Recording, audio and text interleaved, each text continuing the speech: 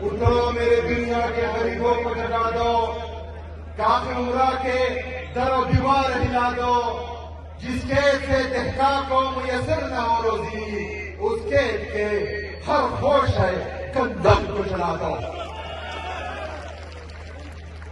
मेरे कबायली अज़ला के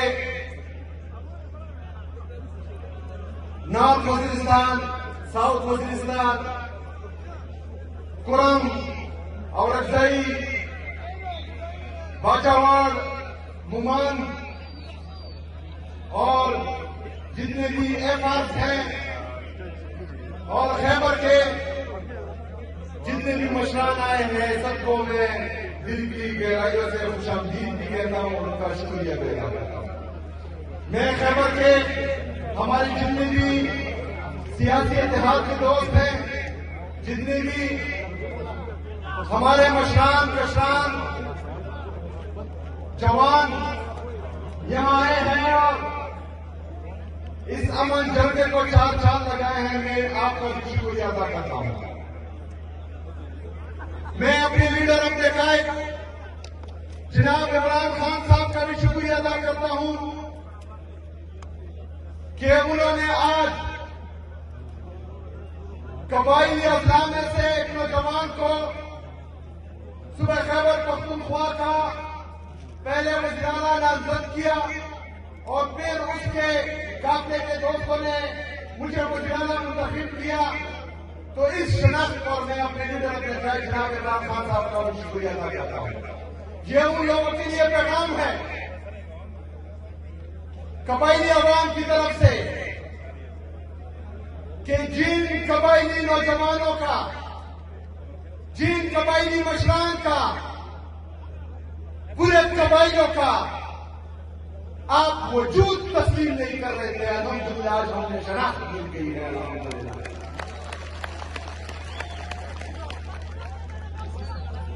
मेरे अजीज साथियों, आज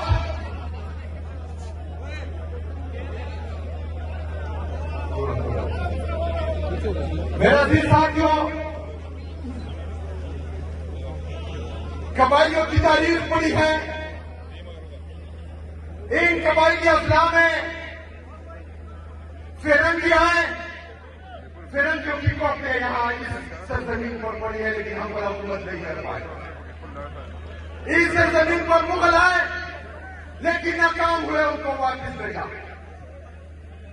इस सरजमीन पर रशिया अमेरिका ने नाकाम कोशिश की, लेकिन वो भी कामयाब नहीं हुई। मेरे अजीज साथियों, मेरे पाकिस्तानियों, पाकिस्तान में या पाकिस्तान को तस्लीम करने का फैसला वो हमारा अपना था। तमाम कबायली अवाम ये उनकी चॉइस थी कि वो पाकिस्तान को तस्लीम करे। आज अल्हम्दुलिल्लाह हम पाकिस्तानी हैं और हमें किसी सर्टिफिकेट की जरूरत नहीं है। हम पाकिस्तानी थे, पाकिस्तानी है और इंशाल्लाह पाकिस्तानी रहेंगे। मेरे अजीज साथियों, मैं उन लोगों को यह पैगाम भी देता हूं कि जिस दिन मेरा नाम अनाउंस हुआ, तीनों ने कहा मुझसे, मेरे खिलाफ प्रेस कॉन्फ्रेंस शुरू की कि इस अफरीदी को हम नहीं मानते। अफरीदियों की तारीख पड़ी है। अजब खान अफरीदी के घर पर किसी ने उसकी चादर चाहने वाली की पामाली की तो उसकी हिस्ट्री भी देखो, उसकी तारीख भी देखो। मलक दरिया खान अफरीदी का नाम तो सुना होगा, नहीं सुना तो उसकी तारीख भी देखो। शेर अली अफरीदी का नाम शायद आपने सुना हो, ना सुना हो तो उसकी तारीख भी देखो। इस सरजमीन पर सिर्फ गैरतमंद लोग पैदा हुए और अल्हम्दुलिल्लाह हम सब कबाइल जो है वो गैरतमंद हैं और हम पाकिस्तानी हैं। मेरे अजीज साथियों,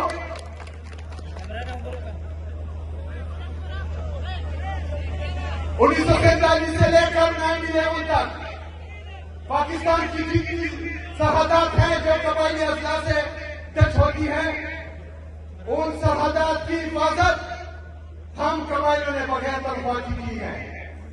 किसी की ये मजाल नहीं थी, किसी की ये जुर्रत नहीं थी कि वो पाकिस्तान में अंदर दाखिल हो, लेकिन 9/11 के बाद कुछ फैसला साहब बंद कमरों में बैठे और उन्होंने ये फैसला किया कि हम पराई जंग में जो है वो कूद पड़ते हैं।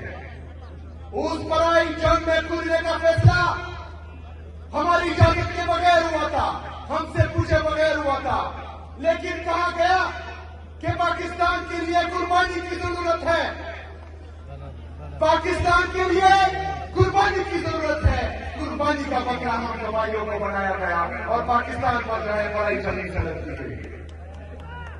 हमने वो कुर्बानी दी, पाकिस्तान के लिए कुर्बान होने के लिए हमने लपेट कहा, हमने अपने घर बाहर छोड़े, यहाँ पर ड्रोन अटैक शुरू हुए, यहाँ पर मिलिट्री ऑपरेशन शुरू हुए, हमारे घर उजड़े, हमारे बाजार उजड़े, हमारे हुजरे उजड़े, हमारे मस्जिदें शहीद हुई, हमारी औरतें जिनके भाई ने भी उनके सर का बाल नहीं देखा था वो नंगे पांव इन सड़कों पर जो है घूम रही थी पाकिस्तान के लिए, पाकिस्तान में अमन के लिए, पाकिस्तान में कुर्बानी के लिए। लेकिन क्या हुआ? ऑपरेशन पे ऑपरेशन, ऑपरेशन पे ऑपरेशन, ड्रोन पे ड्रोन, ड्रोन पे ड्रोन, जेट के आलू की बमबारी मुसलसल की गई। लेकिन हमने कहा कि हमने पाकिस्तान के लिए कुर्बान होना है, हमने वो कुर्बानी दी। हमसे रियासत पाकिस्तान ने कुछ वादे किए जब हम IDPs बने, तो मैं आप लोगों से पूछता हूं, क्या वो वादे पूरे हुए? क्या वो वादे पूरे हुए? 2018 में डिक्लेयर किया और हमारी सिक्योरिटी फोर्सेस ने कहा कि कबाइलियां सलाह किया है, खास करके सहमत किया है। लेकिन उसके बाद 2022 में एक दफा फिर फैसला किया गया कि यहां पर चाहे इनसे मुज़ाकरात होते हैं, इनको लाया गया। आप लोगों ने इनकार किया था, यहां हमारे मशरान बैठे हुए, आप लोगों ने कहा था कि ये हमें कबूल नहीं, कहा था, हाथ उठाए, कहा था आप लोगों ने कहा हमें कबूल नहीं। लेकिन इनको नेशनल पॉलिसी के तहत दोबारा यहां पर आबाद किया। हमने अमन वसूल किए, हमने रियासत को बोला कि हम मजीद कुर्बानी नहीं दे सकते, हमें मजीद कुर्बानी का बकरा ना बनाया जाए, हमारे सर के सौदा करके आप मजीद डॉलर ना कमाए। लेकिन रियासत नहीं मानी, कह रहे थे ये झूठ बोल रहे हैं, कुछ नहीं। लेकिन आज एक दफा फिर मिलिट्री ऑपरेशन की तैयारी की जा रही है, एक दफा फिर जेट से बमबारी की जा रही है, यहाँ मासूम लोगों को शहीद किया जा रहा है। मेरी जिला में 21 लोग बेगुनाह लोग शहीद किए जा रहे हैं। हमें तो जांच करते हैं सिक्योरिटी फोर्सेस, हम पर सीधी फायरिंग करते हैं। तो हम एक दफा फिर कुर्बानी के लिए, हम एक दफा फिर क्यों कुर्बान हो? इससे पहले जो हमने कुर्बानियां दी हैं उसका क्या बना? उसका हिसाब कौन देगा? इन जालिमों से, इन जाबिरों से सवाल कौन करेगा? इंशाल्लाह इस दफा मेरी आवाज करेगी और मैं करूंगा इंशाल्लाह।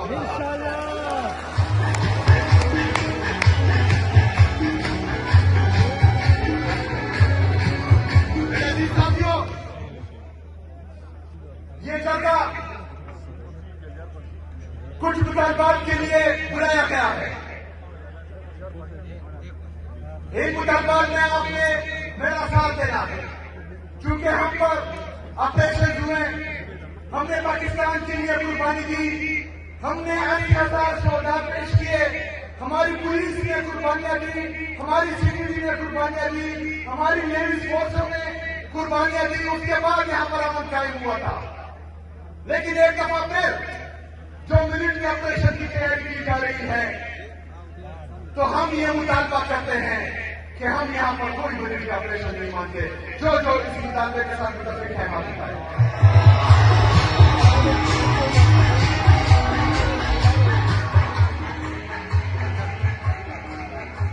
हम अमन में रियासत पाकिस्तान का साथ देंगे, हम अमन में अपने सिक्योरिटी फोर्सेस के शाना बशाना रहेंगे, लेकिन हम हर दिन कोलेटरल डैमेज जैसे महसूस का साथ बिल्कुल लेंगे।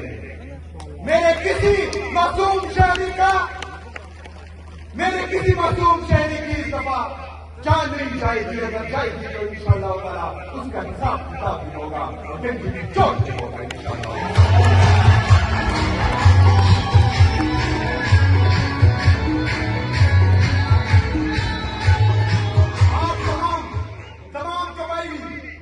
रियासत पाकिस्तान से मरकजी हुकूमत से यह मुतालबा करती है कि खैबर पख्तूनख्वा बशमूल मर्द असला हमारी कबायली असला जो है इसके जिस भी इनके मुस्तकबिल का जो भी फैसला होगा उसमें सूबाई हुकूमत, यहाँ के मशरान, यहाँ के मुइदीन, यहाँ के पार्लियामेंटेरियन शामिल होंगे जो इसके साथ तस्वीर है हाथ उठाए।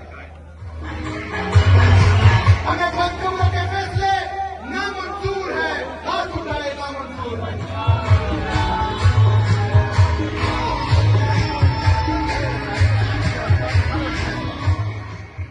अमन के साथ साथ हम पूरे खैबर पख्तूनख्वा में तरक्की भी चाहते हैं,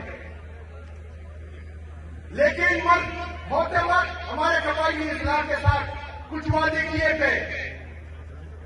जान रिकॉर्ड है कि वो इन कबायली अफसर को 100 अरब रुपए सालाना देंगे, जो वफाकी हुकूमत ने अभी तक पूरे नहीं किए।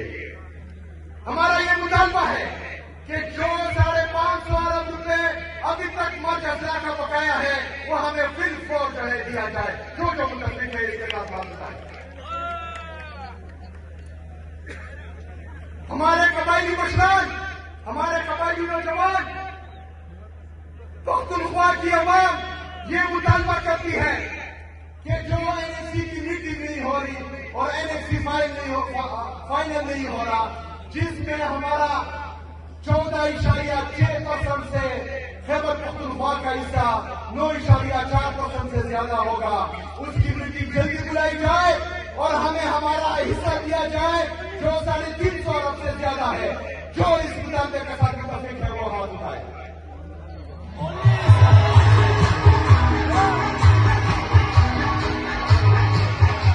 इसके साथ साथ खैबर पख्तूनख्वा का नेट हाइडन प्रॉफिट में जो हमारे वजबात हैं मरकजी हुकूमत पर, जो तकरीबन 2200 अरब रुपए से ज्यादा बनते हैं, हम सबका वो मुतालबा है कि वो हमें वापस दिया जाए। दोनों हाथ उठाए।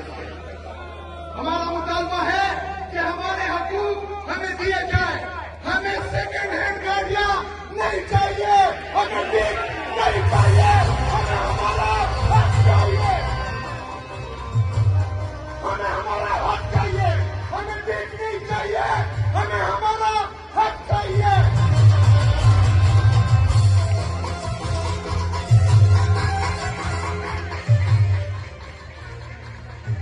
हमें हमारा हक चाहिए। सदा हक इतना, सदा हक इतना, सदा हक इतना, सदा हक इतना। मेरे पाकिस्तानियों, खासकर मेरे पख्तूनों, खैबर पख्तूनख्वा की आवाम, मैं आपसे वादा करता हूं कि इंशाअल्लाह ताला जब तक मैं इस कुर्सी पे हूं, जब तक मुझ में सांस है, तो इंशाअल्लाह ताला आपकी हुकूक के लिए लड़ता रहूंगा। मैं ये भी वादा करता हूं कि इलेक्शन से पहले अपनी सियासी तारीख में जो वफा मैंने अपने लीडर अपने भाई जनाब इमरान खान साहब से निभाई है, मरते दम तक वो वफा निभाता रहूंगा इंशाअल्लाह ताला। दुनिया की कोई ताकत, दुनिया के कोई दौलत ना मुझे खरीद सकती है, ना मुझे दबा सकती है, ना मुझे झुका सकती है।